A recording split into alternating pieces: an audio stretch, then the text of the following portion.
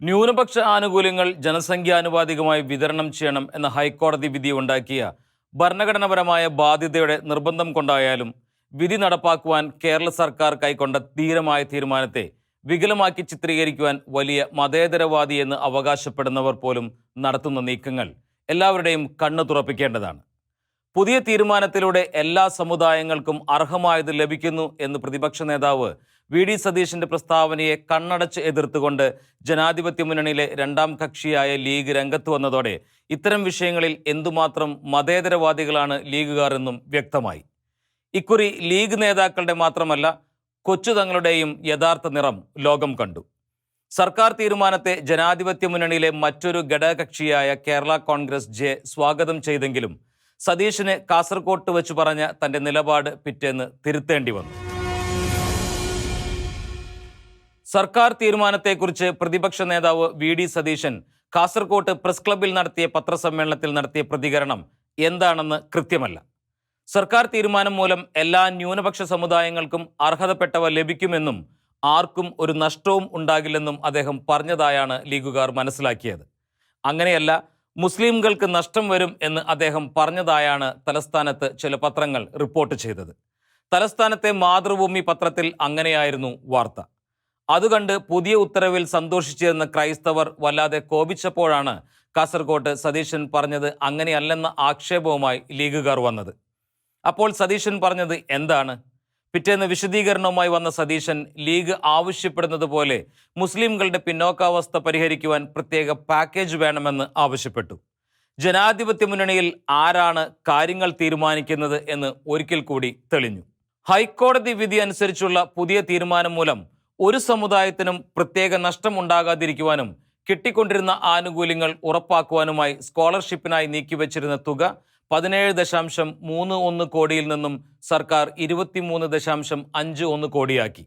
അതിലൂടെ മുസ്ലിമുകൾക്ക് ഇപ്പോൾ ലഭിച്ചിരുന്ന സ്കോളർഷിപ്പുകളുടെ എണ്ണത്തിൽ കുറവുണ്ടാകാതെ ക്രൈസ്തവർക്കും ബുദ്ധമതക്കാർക്കും ജൈനമതക്കാർക്കും സിഖുകാർക്കും ജനസംഖ്യാനുപാതികമായി സ്കോളർഷിപ്പുകൾ കൊടുക്കുവാനാകും എന്നാണ് സർക്കാർ കരുതുന്നത്.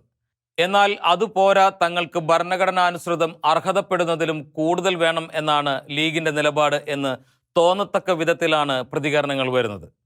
ഹൈക്കോടതി വിധി വന്ന സാഹചര്യത്തിൽ സർക്കാർ മറ്റെന്താണ് ചെയ്യേണ്ടിയിരുന്നത്? അപ്പീൽ പോയാൽ ക്രൈസ്തവരടക്കമുള്ളവർ പിണങ്ങും. മാത്രവുമല്ല, വിധി വരുന്നതിനനുസരിച്ചാവും കാര്യങ്ങൾ. 2-3 വർഷത്തേക്കെങ്കിലും ഒന്നും നടക്കില്ല. ഒരു സഹായവും വിതരണം ചെയ്യാനാവാതെയും വരും. ഇതെല്ലാം മനസ്സിലായതുകൊണ്ടാവണം ആരും വിധിക്കെതിരെ നടപടികളുമായി പോയതുമില്ല. ന്യൂനപക്ഷാവകാശങ്ങൾക്ക് വേണ്ടി ലീഗുകാർ നടത്തുന്ന നിലവിളികൾ തങ്ങളുടെ സമുദായത്തിന് വേണ്ടി മാത്രം ആണെന്ന ആക്ഷേപം കഴമ്പില്ലാത്തതല്ല എന്ന് ലീഗിന്റെ ഈ നിലപാടിലൂടെ ക്രൈസ്തവർക്കും മനസ്സിലാവുകയാണ്. ലീഗിന്റെ വിരട്ടൽ കേട്ട് സതീശൻ അഭിപ്രായം മാറ്റുന്നത് ലീഗിന് നല്ലതാണെങ്കിലും കോൺഗ്രസിന് വല്ലാതെ ദോഷം ചെയ്യും. RSSനെ ഭയപ്പെടുന്നവരെല്ലാം കോൺഗ്രസ് വിടണം എന്ന രാഹുലിന്റെ കൽപ്പന ലീഗിനെ ഭയപ്പെടുന്നവർക്കും ബാധകമാക്കുമോ ആവോ? ഹൈക്കോടതി വിധി ഉണ്ടായ ഉടനെ ചില കേന്ദ്രങ്ങൾ സന്ദർശിച്ച സതീശൻ നടത്തിയ പ്രസ്താവനകൾ വിവാദമായതാണ്. ഏതായാലും വിഷയം ജനാധിപത്യ മുന്നണിക്ക് വലിയ തലവേദനയായിട്ടുണ്ട്. കോൺഗ്രസ് നടുക്കും, ജോസഫും ലീഗും രണ്ടു വശത്തും.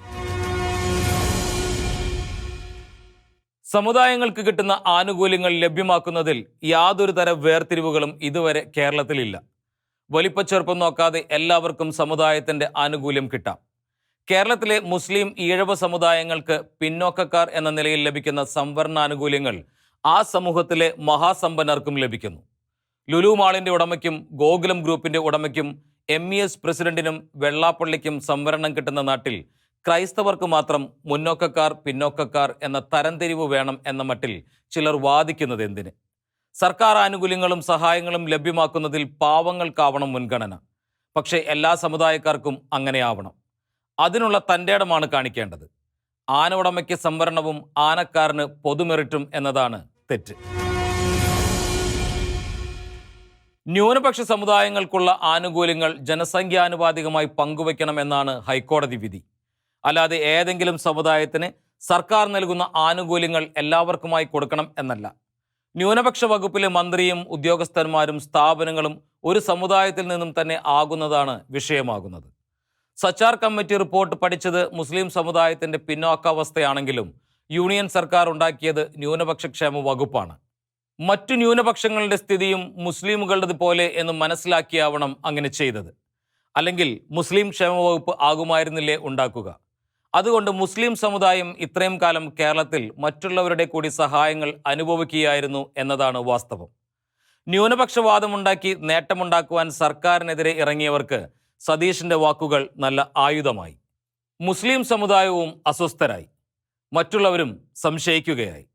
മുസ്ലിം സമൂഹത്തിലെ നേതാക്കളും മാധ്യമപ്രവർത്തകരും വരെ കടുത്ത മുസ്ലിം സമുദായ സ്നേഹത്തോടെ സർക്കാരിനെതിരെ രംഗത്ത് വന്നിരുന്നുവെങ്കിലും സംഗതി ഇത്രയും ചൂടായില്ല. സർക്കാർ തീരുമാനം പുറത്തു വന്ന ജൂലൈ 15 രാത്രി തീരുമാനത്തെക്കുറിച്ച് നടത്തിയ ചാനൽ ചർച്ച ആങ്കർ ചെയ്ത മതേതര പത്രത്തിലെ മുസ്ലിമുകളായ ചില ആങ്കർമാർ നിഷ്പക്ഷരായ റഫറികൾ എന്ന നിലവിട്ട് സർക്കാർ തീരുമാനത്തിൽ തങ്ങൾക്കുള്ള അമർഷമാണ് പ്രകടമാക്കിയത്. പാനലിലെ അംഗങ്ങളിൽ സീറോ മലബാർ സഭയുടെ വക്താവ് ഒഴികെ എല്ലാവരും സർക്കാർ തീരുമാനത്തെ എതിർക്കുന്നവരായതും മനഃപൂർവ്വമല്ലേ? ഹൈക്കോടതി വിധി അനുസരിച്ച് മന്ത്രിസഭ എടുത്ത തീരുമാനമനുസരിച്ച് ന്യൂനപക്ഷങ്ങൾക്കായുള്ള വിദ്യാഭ്യാസ സ്കോളർഷിപ്പുകൾ ഇനി ഇങ്ങനെയാവും വിതരണം ചെയ്യുക. മുസ്ലിമുകൾ 26.56%, ക്രൈസ്തവർ 18.38%, ബുദ്ധർ 0.01%, ജൈനർ 0.01%, സിഖ് 0.01% എന്നീ അനുപാതത്തിൽ വീതിക്കും. 2011 ജനസംഖ്യ അനുസരിച്ചുള്ള കണക്കാണിത്. ഇക്കാര്യം റിപ്പോർട്ട് ചെയ്യുമ്പോഴും ന്യൂനപക്ഷങ്ങളിൽ ഒന്നാം സ്ഥാനത്തുള്ള മുസ്ലിമുകളുടെ പേര് മിക്കവാറും രണ്ടാമതാണ് കൊടുക്കുക. ക്രൈസ്തവരുടെ സംഖ്യ ആദ്യം കൊടുക്കുന്നു. വായിച്ചു മനസ്സിലാക്കാതെ നിഗമനത്തിലെത്തുന്നവർ പുതിയ തീരുമാനത്തോടെ ഏറ്റവും കൂടുതൽ ആനുകൂല്യം ക്രൈസ്തവർക്കായി എന്ന് തെറ്റിദ്ധരിച്ചു പോകുന്നു. കഴിഞ്ഞ വർഷം വരെ ന്യൂനപക്ഷ ക്ഷേമ സഹായങ്ങളിൽ 80% സ്വന്തമാക്കിയിരുന്ന മുസ്ലിം സമുദായത്തിന് ഇതുമൂലം നഷ്ടമുണ്ടാകാതിരിക്കുന്നതിന് അവർക്കുണ്ടായിരുന്ന സ്കോളർഷിപ്പുകളുടെ എണ്ണത്തിൽ കുറവ് വരാതെ പുതിയ അനുപാതം നടപ്പാക്കുമെന്നും സർക്കാർ വ്യക്തമാക്കി. ഇന്നത്തെ സാഹചര്യത്തിൽ സർക്കാരിന് സാധിക്കുന്ന ഏറ്റവും ന്യായമായ തീരുമാനമാണിത്. എന്നാൽ ഇതിലൂടെ മുസ്ലിം സമുദായത്തിന് എന്തോ വലിയ നഷ്ടം വരുന്നു എന്ന മട്ടിലുള്ള പ്രചാരണത്തിനാണ് ഏതാനും നേതാക്കളും മാധ്യമങ്ങളും നീക്കം നടത്തിയത്. ഇത് സത്യവിരുദ്ധമല്ലേ? ഹൈക്കോടതി വിധിയുടെ പശ്ചാത്തലത്തിൽ സർക്കാരിന് വേറെ മാർഗമില്ല എന്ന് ശരിക്കും അറിയുന്ന MES പ്രസിഡന്റ് ഫസൽ ഗഫൂർ ക്രൈസ്തവർ വിവേചനത്തിനെതിരെ കോടതിയിൽ കേസ് കൊടുത്തത് പോലും തെറ്റായിപ്പോയി എന്ന മട്ടിലാണ് വാദിച്ചു നോക്കിയത്. ക്രൈസ്തവർക്ക് നീതി ലഭിക്കരുത് എന്ന ആഗ്രഹത്തിൻ്റെ അടയാളം എന്നതിനപ്പുറം അത് മതേതരത്വത്തിൻ്റെ സാക്ഷ്യമൊന്നുമല്ല എന്ന് ആർക്കാണ് മനസ്സിലാകാത്തത്? മുന്നോക്ക സമുദായങ്ങളിലെ പിന്നോക്കക്കാർക്ക് സംവരണം ഏർപ്പെടുത്തിയതുകൊണ്ട് ന്യൂനപക്ഷ ആനുകൂല്യങ്ങൾ ക്രൈസ്തവർക്ക് കൊടുക്കേണ്ട വിഷയം ഉയരുന്നില്ല എന്ന് അദ്ദേഹം വാദിച്ചു. 67 മുന്നോക്ക സമുദായങ്ങളിൽ ഒന്നു മാത്രമാണ് ക്രൈസ്തവർ എന്നതും അവിടെ കിട്ടുന്നത് ന്യൂനപക്ഷ ആനുകൂല്യം അല്ലെന്നതും ഗഫൂറിന് അറിയാവുന്നതാണ്. അതേസമയം കേരളത്തിൽ നിലവിലുള്ള 40% പിന്നോക്ക സമുദായ സംവരണത്തിൽ 12% സംവരണം ലഭിക്കുന്നവരാണ് മുസ്ലിമുകൾ എന്ന കാര്യം അദ്ദേഹം മറച്ചുവെച്ചു. മുന്നോക്ക സമുദായങ്ങളിലെ പാവങ്ങൾക്ക് കിട്ടുന്ന സംവരണം എങ്ങനെ ന്യൂനപക്ഷ ആനുകൂല്യങ്ങൾക്ക് പകരമാവും? മുന്നോക്ക സമുദായ കോർപ്പറേഷന്റെ കീഴിലുള്ള പദ്ധതികൾ തന്നെ ക്രൈസ്തവർക്ക് ധാരാളമാണെന്നും ഗഫൂർ വാദിച്ചു. എന്താണ് സത്യം? ഫലത്തിൽ സർക്കാർ പുറപ്പെടുവിച്ച പുസ്തകമനുസരിച്ച് മുന്നോക്ക സമുദായ കോർപ്പറേഷന്റെ കീഴിലുള്ളത് 3 പദ്ധതികളാണ്. എന്നാൽ മുസ്ലിം സമുദായം അടങ്ങിയ പിന്നോക്ക സമുദായ കോർപ്പറേഷന് 13 പദ്ധതികളുണ്ട്. ഇവയുടെയെല്ലാം ആനുകൂല്യം ലഭിക്കുന്ന മുസ്ലിമുകൾക്കും ന്യൂനപക്ഷ ആനുകൂല്യങ്ങളിൽ 80% വേണമെന്ന് അദ്ദേഹം വാദിച്ചു നോക്കുന്നു. ക്രൈസ്തവർ കോടതിയെ സമീപിച്ചതോടെ ഒന്നും ചെയ്യാനാവാതെ വന്നു. രാഷ്ട്രീയ നേതൃത്വത്തെ ആയിരുന്നു സമീപിച്ചതെങ്കിൽ ഇപ്പോൾ എല്ലാം ഭരണത്തിൽ തന്നെ ഇരിക്കുമായിരുന്നു. കാര്യങ്ങൾ അങ്ങനെ ആക്കിക്കുവാൻ ഗഫൂറിനറിയാം. ഇടതു ഭരണകാലത്ത് വിദ്യാഭ്യാസ മന്ത്രി ബേബിയുടെ അടുത്തയാളായി ആരോഗ്യ സർവകലാശാലയുടെ സിൻഡിക്കേറ്റിൽ കടന്നുകൂടിയവനാണ് അദ്ദേഹം. ന്യൂനപക്ഷാവകാശങ്ങൾ ന്യൂനപക്ഷങ്ങൾക്കുള്ളതാണ്. അക്കാര്യത്തിൽ സാമ്പത്തിക നിലയോ മറ്റുപാധികളോ ഇപ്പോൾ ബാധകമല്ല. അതാണ് ന്യൂനപക്ഷ പദ്ധതികളുടെ പ്രത്യേകത. മുസ്ലിം സമൂഹത്തിലെ സമ്പന്നർക്കെല്ലാം അദ്ദേഹത്തിനടക്കം ഇങ്ങനെ പദ്ധതിയുടെ പ്രയോജനം കിട്ടുന്നുമുണ്ട്. എന്നിട്ടും ക്രൈസ്തവ സമൂഹത്തിൻ്റെ സാമ്പത്തിക അവസ്ഥയും അദ്ദേഹം വിഷയമാക്കാൻ നോക്കുന്നു. മുസ്ലിം സമൂഹത്തിലെ സമ്പന്നരും പിന്നോക്ക സമുദായ സംവരണത്തിൻ്റെ ആനുകൂല്യങ്ങൾ എത്രയോ കാലമായി നേടുന്നു എന്നതും മറക്കാനാവാത്ത യാഥാർത്ഥ്യമാണ്. ഇത്തരക്കാരാണ് മുസ്ലിം ചിന്തയെ സ്വാധീനിക്കുന്നത് എന്നതാണ് സത്യം മറയ്ക്കപ്പെട്ടു പോകുന്നതിൽ വലിയ പങ്കുവഹിക്കുന്നത്. സഹായങ്ങൾ പലതരമുണ്ട്. സ്വാതന്ത്ര്യ സമര സേനാനികൾക്കുള്ള ആനുകൂല്യങ്ങൾ സ്വാതന്ത്ര്യ സമരത്തിൽ പങ്കെടുത്ത എല്ലാവർക്കും മറ്റു പരിഗണനകൾ ഒന്നുമില്ലാതെ കിട്ടുന്നു. എന്നാൽ അവശ്യ വിധവകൾക്കുള്ള സഹായം എല്ലാ വിധവകൾക്കും കിട്ടുകയുമില്ല. വ്യവസ്ഥകൾ ഇല്ലാതെയാണ് വിധവകൾക്ക് സഹായമെങ്കിൽ എല്ലാ വിധവകൾക്കും കൊടുക്കേണ്ടി വരും. ഉത്തരം മുട്ടുമ്പോൾ കൊഞ്ഞനം കാണിക്കുന്നത് പോലെ സ്വാശ്രയ കോളേജുകളിലെ പ്രവേശനം സംബന്ധിച്ച ക്രൈസ്തവ സ്ഥാപനങ്ങൾ എടുത്ത നിലപാടും ഗഫൂർ സംവാദത്തിൽ കൊണ്ടുവന്നു. സർക്കാർ പറഞ്ഞതുപോലെ 50% സീറ്റുകൾ വിട്ടുകൊടുത്തില്ല എന്നായിരുന്നു അദ്ദേഹത്തിന്റെ ആക്ഷേപം. സഭ നടത്തുന്ന സ്ഥാപനങ്ങളിലെ പ്രവേശനം സംബന്ധിച്ച കാര്യം പോലെയല്ല സർക്കാരിന്റെ ന്യൂനപക്ഷ അവകാശങ്ങൾ എന്ന് സഭാ വക്താവ് കൃത്യമായ മറുപടി പറഞ്ഞെങ്കിലും ഗഫൂറിന് തൃപ്തിയായ മട്ട് കണ്ടില്ല. കേരളത്തിലെ ക്രൈസ്തവ സ്ഥാപനങ്ങൾ ഒന്നും ക്രൈസ്തവർക്ക് വേണ്ടി മാത്രമല്ല ഇപ്പോഴും നടത്തപ്പെടുന്നത്. എല്ലാ സമുദായങ്ങൾക്കും അവിടെ പ്രവേശനമുണ്ട്. അവിടെ പഠിക്കുന്ന ആരെയും മതം മാറ്റത്തെക്കുറിച്ച് പഠിപ്പിക്കുന്നുമില്ല. ഒരു ക്രൈസ്തവനെ ഇസ്ലാമാക്കുമ്പോൾ ആദ്യം ചെയ്യേണ്ടത് എന്ത് എന്നതിനെക്കുറിച്ച് ചില മുസ്ലിം വിദ്യാലയങ്ങളിലെ പാഠപുസ്തകത്തിൽ ഉണ്ടായിരുന്നതുപോലുള്ള ചോദ്യങ്ങളുള്ള പുസ്തകങ്ങളും അവിടെയില്ല. പരസ്പരം ആദരിക്കാനും സ്നേഹിക്കാനുമാണ് അവിടെ പഠിപ്പിക്കുന്നത്. അതുകൊണ്ടാണ് കാഞ്ഞിരപ്പള്ളിയിലുള്ള ക്രൈസ്തവ സ്ഥാപനത്തിൽ കാസർഗോട്ട് നിന്നുള്ള മുസ്ലിം കുട്ടിക്കും പഠിക്കാനാവുന്നതും പഠനത്തിൽ വൻ നേട്ടം കൈവരിക്കാനാവുന്നതും. ക്രൈസ്തവ സ്ഥാപനങ്ങളിൽ പഠിച്ച എത്രയോ പ്രഗത്ഭരായ മുസ്ലിംകളെ കാണിക്കാനാവും. എന്നാൽ മറിച്ചോ, കൃത്യമായ കാരണങ്ങളോടെയാണ് ക്രോസ് സബ്സിഡി പോലുള്ള വിവാദ വിഷയങ്ങളിൽ ക്രൈസ്തവ മാനേജ്മെൻറ്റുകൾ സ്വന്തമായ നിലപാടെടുത്തത്. സർക്കാർ ഫീസിൽ 50% കുട്ടികളെ പഠിപ്പിക്കുവാനും ബാക്കി 50% സീറ്റിൽ എത്ര ഉയർന്ന ഫീസും വാങ്ങിക്കുവാനും അനുവദിക്കുന്നതായിരുന്നു സർക്കാർ പാക്കേജ്. അതായത് സർക്കാർ ക്വാട്ടയിൽ വരുന്ന 50% പഠിപ്പിക്കുവാൻ മാനേജ്മെൻറ്റ് ക്വാട്ടയിൽ വരുന്നവർ പണം മുടക്കണമെന്ന്. അതിന് കോടതി ഇട്ട പേരാണ് ക്രോസ് സബ്സിഡി. സർക്കാർ നിർദ്ദേശം കോടതി തള്ളി. അതാണ് സംഭവിച്ചത്. വർഷങ്ങളിലെ വിവാദങ്ങൾക്ക് ശേഷം ഇപ്പോൾ ഓരോ സ്ഥാപനത്തിലെയും ഫീസ് നിശ്ചയിക്കുന്നത് അവരവർ തന്നെയാണ്. ക്രൈസ്തവ മാനേജ്മെൻറ്റുകൾ ആവശ്യപ്പെടുന്നതിലും എത്രയോ ഉയർന്ന ഫീസാണ് MES അടക്കമുള്ളവർ ഇപ്പോൾ മെഡിക്കൽ പഠനത്തിന് ഈടാക്കുന്നത്. ഗഫൂറിനെ പോലുള്ളവർ ചീറ്റുന്ന വിഷം ക്രൈസ്തവർക്കിടയിലും സങ്കുചിത ചിന്ത പടർത്തുകയാണ്. ക്രൈസ്തവ സ്ഥാപനങ്ങളിൽ എന്തിന് ഇക്കൂട്ടരെ പഠിപ്പിക്കുന്നു? സഭയുടെ സഹായ പദ്ധതികളിൽ എന്തിന് ക്രൈസ്തവരല്ലാത്തവരെ ഉൾപ്പെടുത്തുന്നു? തുടങ്ങിയ ചോദ്യങ്ങൾ ശക്തമാകുന്നുണ്ട്. ക്രിസ്തുവിൻ്റെ ആത്മാവില്ലാത്ത ചിന്തകളാണിവ. ലോകത്തിലെ മറ്റുള്ളവരിലേക്ക് നോക്കിയാൽ ആരിലും ഉയർന്ന ചിന്തയുമാണിത്. അടുത്ത കാലത്ത് ഉത്തർപ്രദേശ് സർക്കാർ ജനന നിയന്ത്രണ നിയമം കൊണ്ടുവന്നപ്പോൾ ഒരു ഹിന്ദു തീവ്രവാദി ചോദിച്ചതാണ് ഇക്കാര്യത്തിൽ ക്രൈസ്തവർക്ക് എന്താണ് ഇത്ര വാശി? അവരുടെ സമുദായത്തിൽ എത്ര പേർക്കാണ് 2-ൽ കൂടുതൽ മക്കളുള്ളത്? എന്നാൽ വേറെ ചിലരുടെ കാര്യം അതാണോ? പക്ഷേ ജീവന്റെ പിറവി തടയുന്ന ഏത് നിയമവും ദൈവിക നിയമത്തിന് എതിരാണ് എന്നതുകൊണ്ടാണ് ക്രൈസ്തവർ ആ നിയമത്തെ എതിർക്കുന്നത്. ലോകത്തിന് മനസ്സിലാകാത്ത നിലപാടാണത്. ഈ നിയമം കൊണ്ട് നമുക്ക് വ്യക്തിപരമായി എന്ത് ഗുണമുണ്ട്, ദോഷമുണ്ട് എന്ന് മാത്രം നോക്കുവാൻ ഇത്തരം വാദങ്ങൾ പ്രേരിപ്പിക്കുന്നു. സ്കോളർഷിപ്പുകൾക്ക് മന്ത്രിസഭ ഏർപ്പെടുത്തിയിരിക്കുന്ന ഈ അനുപാതം എല്ലാ ന്യൂനപക്ഷ പദ്ധതികൾക്കും ബാധകമാകും. അതാണ് ഹൈക്കോടതി വിധിയുടെ കാതൽ. കേരളത്തിലെ ന്യൂനപക്ഷങ്ങൾക്കിടയിൽ മുസ്ലിമുകൾക്കും മറ്റ് 5 ന്യൂനപക്ഷങ്ങൾക്കുമായി 80-20 ആയി വിഭജിക്കപ്പെട്ടിരുന്നത് ഏതാനും ചില സ്കോളർഷിപ്പുകളല്ലെന്നും ഭവന നിർമ്മാണത്തിനും മക്കളുടെ വിവാഹത്തിനും സ്വന്തം വിവാഹത്തിനും വരെയുള്ള സഹായ പദ്ധതികളാണെന്നും ഇന്ന് കൂടുതൽ വ്യക്തമായി എല്ലാവർക്കും അറിയാം. ന്യൂനപക്ഷ ക്ഷേമ വകുപ്പ് നടപ്പാക്കുന്ന പദ്ധതികൾ ഇവയെല്ലാമാണ്. 1. ഇമ്പിച്ചിബാവ ഭവന നിർമ്മാണ പദ്ധതി.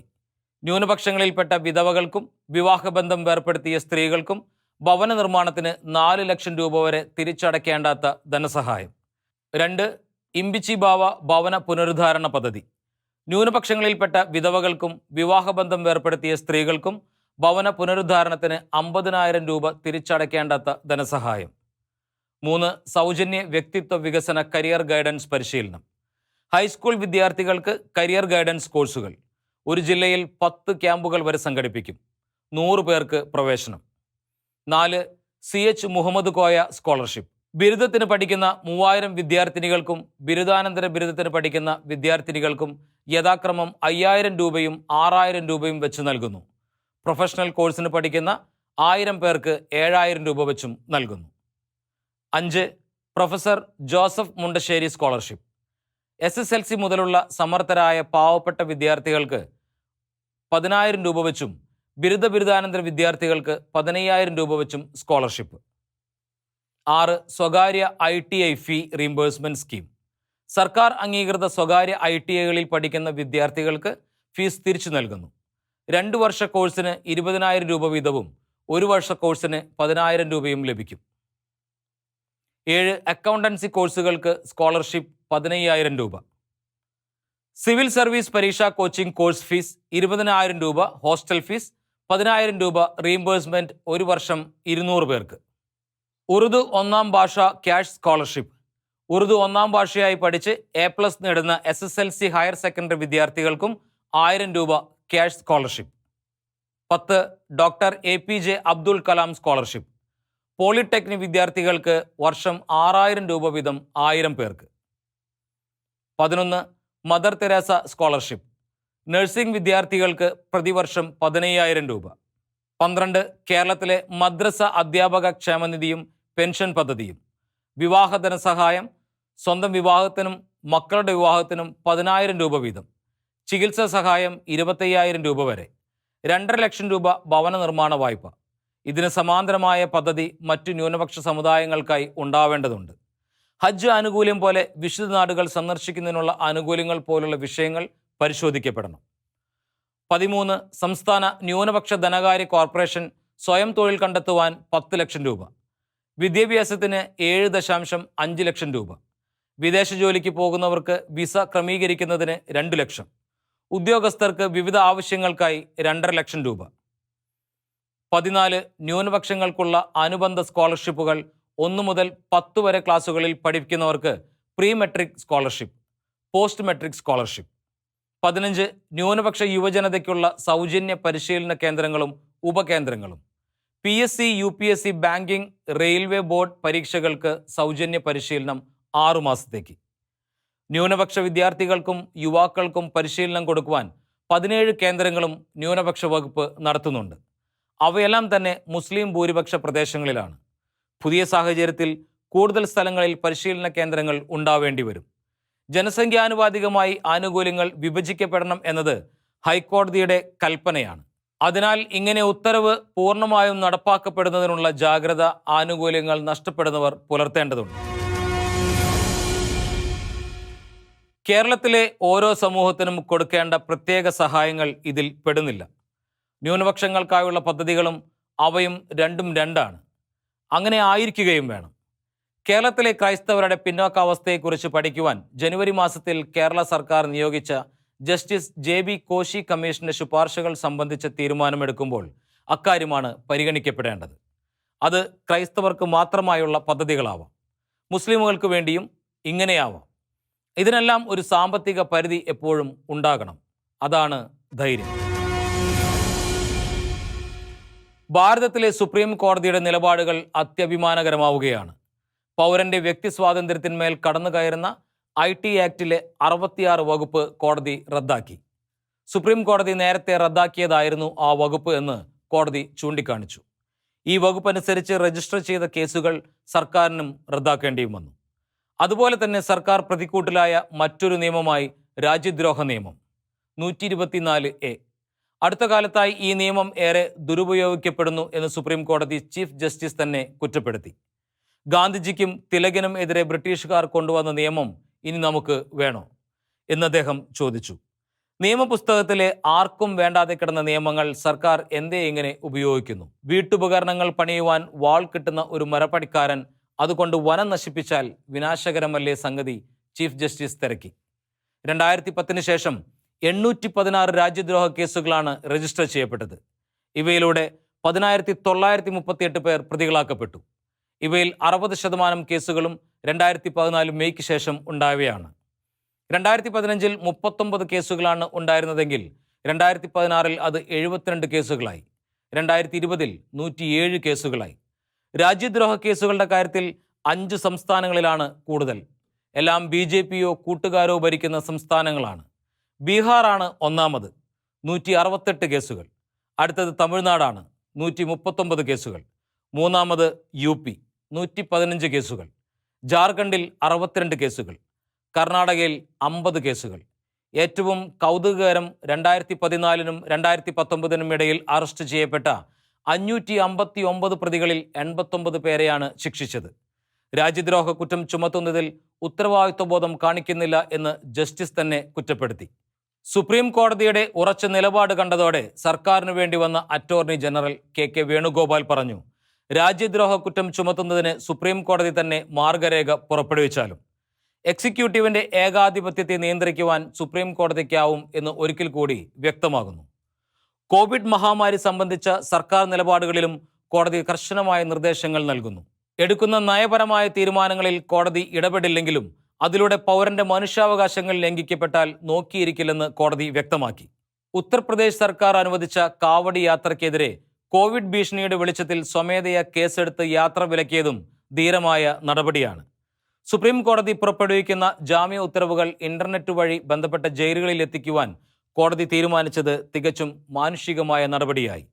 ജാമ്യ ഉത്തരവുകൾ ഇറങ്ങിയിട്ടും തീരുമാനം കയ്യിൽ കിട്ടാൻ വൈകുന്നതുമൂലം ഉണ്ടാകുന്ന കാലതാമസം ഒഴിവാക്കുവാൻ ഈ നീക്കം വളരെ ഗുണകരമാവും. പ്രത്യേകിച്ചും കള്ളക്കേസുകളിലും മറ്റും പെട്ട് ജയിലിലാകുന്നവരുടെ എണ്ണം പെരുകുന്ന ഇക്കാലത്ത് ഇതാണ് ജനം സുപ്രീം കോടതിയിൽ നിന്നും പ്രതീക്ഷിക്കുന്ന മഹത്വം. കോടതികൾ ഇങ്ങനെ ആകുന്നത് കൊണ്ടാണ് മുൻ നിയമമന്ത്രി രവിശങ്കർ പ്രസാദിന് പദവി നഷ്ടപ്പെട്ടതെന്ന് പറയുന്നവരുമുണ്ട്.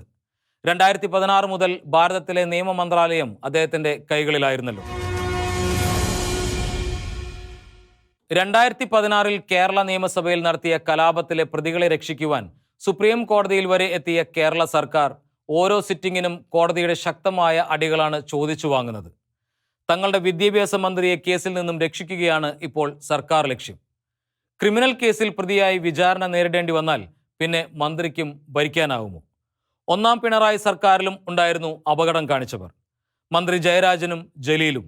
സർക്കാരിന് വല്ലാത്ത അസ്വസ്ഥത വിഷയമായിട്ടുണ്ട് നിയമസഭാ കേസ്. സുപ്രീം കോടതിയിലെ ഏറ്റവും പ്രഗത്ഭരായ അഭിഭാഷകരിൽ ഒരാളാണ് സർക്കാരിന് വേണ്ടി വാദിക്കുന്നത്. മന്ത്രിയെ രക്ഷിക്കാനുള്ള യത്നത്തിൽ അഭിഭാഷകൻ ഇടതുമുന്നണിയിലെ ഒരു ഘടകകക്ഷിയെ വല്ലാതെ മുറിപ്പെടുത്തിയതുപോലെ വന്നു. ഏതായാലും ബുധനാഴ്ച ആ ആക്ഷേപം ഇല്ലാതാക്കുവാൻ അദ്ദേഹത്തിനായി. താൻ പറയാത്ത കാര്യങ്ങളാണ് താൻ പറഞ്ഞതായി മാധ്യമങ്ങൾ റിപ്പോർട്ട് ചെയ്തത് എന്ന് അദ്ദേഹം കോടതിയിൽ തുറന്നു പറഞ്ഞു. മാധ്യമങ്ങൾ പതിവ് പോലെ നിശബ്ദരായി. തങ്ങൾ കാണിച്ച അബദ്ധം മറച്ചുവെച്ചു. 16 വാദനേരത്തും സർക്കാർ നിലപാടിന് എതിരായ ശക്തമായ പ്രതികരണങ്ങളാണ് കോടതിയിലുണ്ടായത്. പൊതുമുതലിന്റെ കാവൽക്കാരായ ജനപ്രതിനിധികൾ തന്നെ അവ നശിപ്പിക്കുന്നത് എന്ത് ന്യായം? ജനപ്രതിനിധികൾ തോക്കുപയോഗിച്ചാൽ നടപടി പാടില്ലെന്നാണോ? തുടങ്ങി കോടതി ചോദിച്ച കാര്യങ്ങൾ സാധാരണക്കാരുടേത് കൂടിയാണ്. 3 പതിറ്റാണ്ടിന് ശേഷം കത്തിയുയരുന്ന ചാരക്കേസിൽ എന്തെല്ലാമാവും സംഭവിക്കാനിരിക്കുക? പ്രതികൾ കോടതിയിൽ സമർപ്പിക്കുന്ന രേഖകൾ പുതിയ അന്വേഷണങ്ങൾ അനിവാര്യമാക്കുമോ? ചാരക്കേസിൽ പ്രതിയായിരുന്ന നമ്പിനാരായണൻ കേസ് അന്വേഷിച്ച CBI ഉദ്യോഗസ്ഥർക്ക് തിരുനെൽവേലി ജില്ലയിലെ നൻകുരേണിയിലുണ്ടായിരുന്ന സ്ഥലം കൈമാറ്റം ചെയ്തതിന്റെ രേഖകളുമായി പുതിയ കേസിലെ പ്രതികളായ സ്മാർട്ട് വിജയനും ദുർഗാദത്തും എത്തിയത് CBIയുടെ കണ്ടെത്തലിനെ കുറിച്ച് പുത്തൻ സന്ദേഹങ്ങളാണ് ഉയർത്തുന്നത്. നമ്പിനാരായണൻ ചാരപ്രവൃത്തി നടത്തി എന്ന് സംശയിക്കാൻ എല്ലാ തെളിവും ഉണ്ടെന്ന് സിബി മാത്യുവും വാദിച്ചു. IBയും റോയും ആവർത്തിച്ചാവശ്യപ്പെട്ടിട്ടാണ് അദ്ദേഹത്തെ അറസ്റ്റ് ചെയ്തത് എന്നും സിബി മാത്യു പറഞ്ഞു. നമ്പിനാരായണനെ കുറ്റവിമുക്തനാക്കിക്കൊണ്ടുള്ള CBIയുടെ അന്വേഷണ റിപ്പോർട്ട് ചപ്പുകൂനയിലാണ് ഇടേണ്ടത് എന്നും അദ്ദേഹത്തിന്റെ അഭിഭാഷകൻ വാദിച്ചു. കേസന്വേഷണത്തിന്റെ ഭാഗമായി സിബി മാത്യുവിനെ അറസ്റ്റ് ചെയ്യേണ്ടി വരുമോ എന്ന കോടതിയുടെ ചോദ്യത്തിന് ഇല്ലെന്ന് പറയാനാവില്ലെന്ന CBIയുടെ നിലപാട് ഞെട്ടിപ്പിക്കുന്നതായി.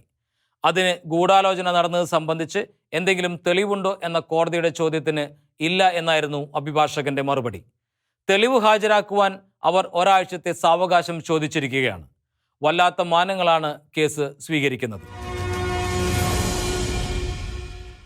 സന്യാസ സമൂഹത്തിന്റെ എല്ലാ നിയമങ്ങളും അനുസരിച്ച് സമൂഹത്തിൽ നിന്നും പുറത്താക്കപ്പെട്ട ലൂസി കളപ്പുരയ്ക്ക് ഇനിയും പഴയ സമൂഹത്തിൽ തന്നെ തുടരണമെന്ന വാദം കോടതിക്ക് പോലും കൗതുകകരമായി. തനിക്ക് മരണം വരെ സന്യാസിനിയായി തുടരണം എന്നാണ് ഇപ്പോൾ ലൂസിയുടെ വാദം. ക്ലാര മഠത്തിന്റെ സുരക്ഷയിൽ താമസിച്ച് തനിക്കിഷ്ടമുള്ളതെല്ലാം ചെയ്യാനാവണം എന്നാണ് അവരുടെ വാദം. എന്തെങ്കിലും സമൂഹത്തിനോ സംഘടനയ്ക്കോ അനുവദിക്കാനാവുന്നതാണോ ഈ സമീപനം? എല്ലാ സമൂഹത്തിനും ഉണ്ടാവും അവരുടെ നിയമങ്ങൾ. അവ അനുസരിക്കുന്നവർക്ക് മാത്രമാണ് ആ സംഘടനയിൽ തുടരാനാവുക. ഈ ചുമതലയാണ് ലൂസി ലംഘിച്ചതായി അവർ സമീപിച്ച എല്ലാ സഭാ സംവിധാനവും കണ്ടെത്തിയത്. അതായത് അവർ ഇത്രയും കാലം ജീവിച്ച സന്യാസ സമൂഹത്തിന്റെ പുറത്തായി കഴിഞ്ഞു. ഇത് മനസ്സിലായ കോടതി ഉപദേശിച്ചു, സന്യാസിനിയായി തുടർന്നോളൂ. ക്ലാര സഭയിൽ നിന്നും അവരുടെ മഠത്തിൽ നിന്നും പുറത്തു പോകണം. കോടതി ഒരു ഘട്ടത്തിൽ നിരീക്ഷിച്ചു. എന്നിട്ടും ഒരു ചാനലിലെ അവതാരകൻ കോടതിയുടെ നിരീക്ഷണം മഠത്തിൽ തുടരാനുള്ള അനുമതിയായി ചിത്രീകരിക്കാനാവുന്നത് അദ്ദേഹം ബഹ്റ പറഞ്ഞ സ്ലീപ്പർ സെല്ലുകാരനോ എന്ന സംശയമല്ലേ ബലപ്പെടുത്തുക?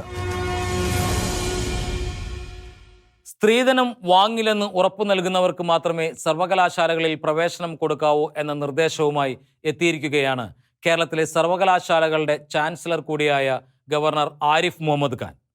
വിദ്യാർത്ഥികൾക്ക് പ്രവേശനം കൊടുക്കുമ്പോഴും ബിരുദം കൊടുക്കുമ്പോഴും ബോണ്ട് ഒപ്പിട്ട് വാങ്ങണമെന്നാണ് ഗവർണർ പറഞ്ഞതായി കണ്ടത്. ഗവർണറുടെ ഉദ്ദേശം ശുദ്ധമാകാമെങ്കിലും ഇത്തരം നടപടികൾ അഥവാ പ്രായോഗികരമാക്കിയാലും എന്താവും പ്രയോജനമെന്ന് സംശയിക്കണം. സ്ത്രീധനം വാങ്ങുന്നത് ക്രിമിനൽ കുറ്റമായിട്ടും സ്ത്രീധനം കൊടുക്കുകയും വാങ്ങുകയും ചെയ്യുന്ന നാടാണ് ഭാരതം. അവിടെ സർവകലാശാലയിൽ ഒരു ബോണ്ട് ഒപ്പിടുന്നതുകൊണ്ട് എന്ത് പ്രയോജനമുണ്ടാകാനാണ് എന്നതാണ് ചോദ്യം. സ്ത്രീധനം വാങ്ങിയാൽ ബിരുദം തിരിച്ചെടുക്കുവാൻ സാധിക്കുമോ എന്നും പരിശോധിക്കുകയാണ് ഉന്നത വിദ്യാഭ്യാസ മന്ത്രി ബിന്ദു.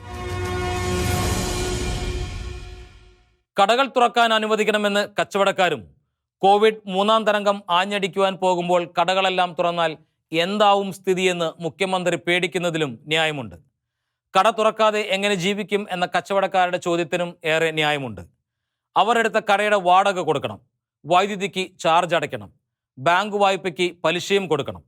പാവം കച്ചവടക്കാർ എന്തു ചെയ്യും? തെലുങ്കാനക്കാർ വാക്സിൻ കാശു കൊടുത്ത് മേടിച്ച് ജനങ്ങളെ കുത്തിവെച്ചു. അതുകൊണ്ട് അവർക്ക് കോവിഡിന് അത്ര പേടിയില്ല. മറ്റു സംസ്ഥാനങ്ങളെക്കാൾ പല കാര്യത്തിലും നാം പിന്നിൽ തന്നെയാണ്. അതാണ് സത്യം. കിറ്റെക്സ് സാബുവിന് പിന്നാലെ കേരളത്തിലെ സിനിമാക്കാരും തെലുങ്കാനയിലെത്തി. ഷൂട്ടിംഗ് തുടങ്ങുന്നു. പരിഭവിച്ചിട്ട് എന്താണ് കാര്യം? പക്ഷേ ഒന്നുണ്ട്, നമുക്ക് എത്ര കാലം ഇങ്ങനെ പിടിച്ചു നിൽക്കാനാവും? മുഖ്യമന്ത്രിയുടെ പേഴ്സണൽ സ്റ്റാഫിലെ ഒരംഗത്തിന്റെ ഭാര്യയെ ചട്ടങ്ങൾക്ക് നിരക്കാത്ത വിധം കേരള സർവകലാശാലയിലെ നിഘണ്ടു എഡിറ്ററായി നിയമിച്ചത് വലിയ വിവാദമാവുകയാണ്. സർവകലാശാല നിയമത്തിന് എതിരാണത്രേ അവരുടെ നിയമനം. വിവാദങ്ങൾ കൊഴുക്കുകയാണ്. ഇത്ര പേരുദോഷം സഹിച്ച് ആ നിയമനം വേണ്ടിയിരുന്നോ എന്ന ചോദ്യം സർക്കാർ അനുകൂലികളിൽ നിന്നും വരെ ഉയരുന്നു. മുട്ടിൽ മരമുറി കേസിലെ രേഖകൾ വിവരാവകാശ നിയമപ്രകാരം പുറത്തുവിട്ട സെക്രട്ടേറിയറ്റിലെ ഉദ്യോഗസ്ഥയായ അണ്ടർ സെക്രട്ടറി ശാലിനിയെ സർക്കാർ വല്ലാതെ വേട്ടയാടുകയാണ്. അവർക്ക് നിർബന്ധിത അവധിയിൽ പോകേണ്ടി വന്നു എന്ന് മാത്രമല്ല, അവർക്ക് കൊടുത്തിരുന്ന ഗുഡ് എൻട്രിയും റദ്ദാക്കി.